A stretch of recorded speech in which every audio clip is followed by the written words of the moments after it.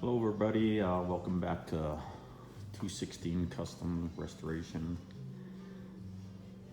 Here we are again with the 1959 Chevy El Camino. The last time we left off I had painted under the hood, part of the tailgate black. Today my goal is to get this wet sanded with 600 grit. I have the owner of the vehicle coming out this afternoon. He's gonna bring out the trim so we can put all the trim pieces up there just to make sure that all the holes are correct. There was quarter panels put on this vehicle. We just wanna make sure that all these holes line up with the trim before we put any paint on. We don't have to drill holes after it's been painted. So the last time I talked about this, I had block sanded the whole vehicle a couple times. The last time I block sanded it out with 320 grit. So that's gonna make my job doing the 600 grit a lot easier because I'm gonna do the 600 wet. And I did the 320 dry. But here is keep my 600 grit wet, put it in a bucket, put it in there for about 20 minutes before I start sanding. Just to give it a little flexibility so it's not so hard and coarse on the edges, because you don't want any deep scratches in there, because this will be the final sand before paint. So being that I sanded it with 320, there's hardly any real scratches in here. I'm gonna get this a little bit wet so you can see what I'm talking about here.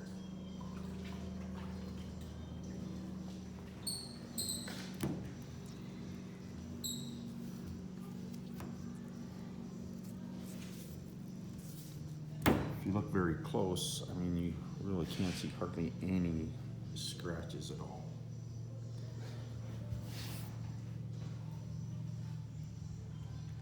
And hardly any like orange peel. There won't be any orange peel because I sanded it after I sprayed it with the primer. I sanded it with the 320,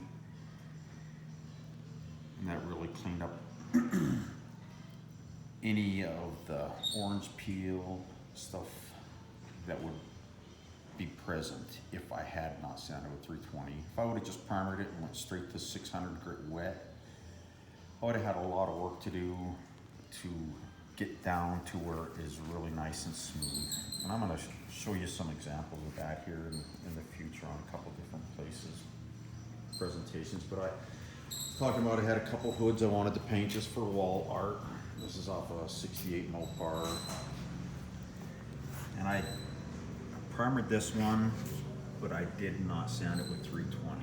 So it's very hard to see here with this light, but if you look here where I just got this wet, you can see the orange peel there. I'll wipe this off a little. If you look pretty close, you can see that orange peel. So I could make this way easier by sanding it with the 320 dry and get rid of all that orange peel, and then I could go to 600. But I'm just gonna leave this as it is and use it as a little tutorial here in the future. But that kind of gives you an idea of what can make your job a little bit easier. So to sand this with the 600 grit wet, I have 600 grit paper like I just showed you in the bucket here, and I use a very soft pad, which is this little soft pad right here because it's very flexible. See how flexible that pad is. That way it won't put any deep gouges or anything. And then I also use a squeegee like this to to see that squeegee really cleans it up when it's wet, so you can see if there's any imperfections, basically. Like if there is any orange peel, this squeegee is going to help me find that. So what I do is I'll take this 600 grit, put it on the vehicle like this. Gives me 3 sides. I'll have one side here, this side here, the middle side, and another side there.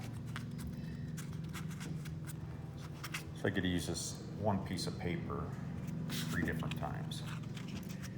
So what I'll do is I'll take this, wet like this, sand it back and forth.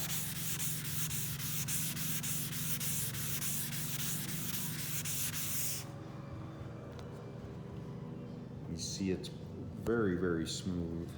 I'm gonna take the squeegee now. I'm gonna wipe it like that. I'm just gonna even blow on a little bit to dry it up.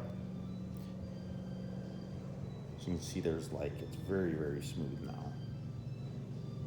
Just because of doing the 320 dry and then coming back with the 600 wet.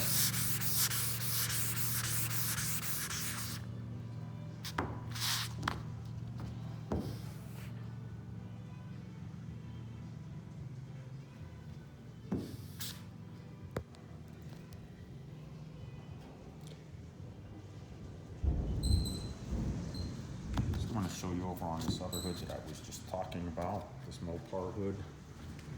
Get my bucket of water here.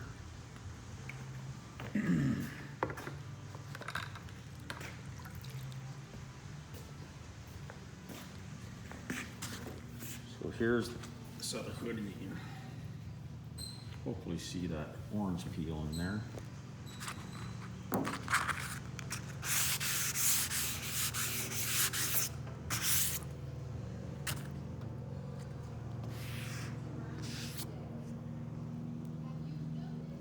The light's right, yes, you can see how much orange peel is there.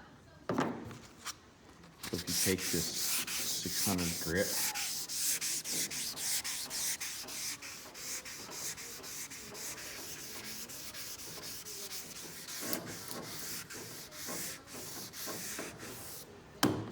take the squeegee and wipe it.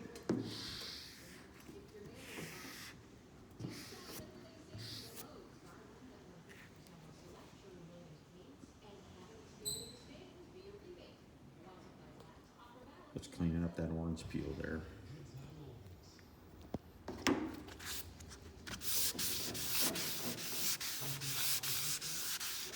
I like to use the squeegee because it really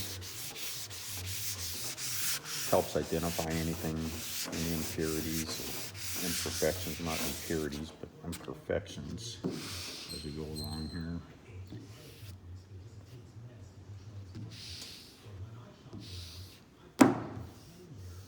And when I touch this, I can actually really feel that the orange peel has pretty much been eliminated in this one spot.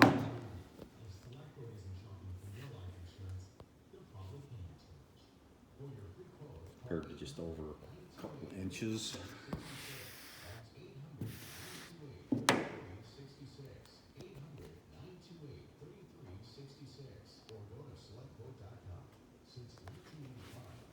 So, anyways, to get on with it,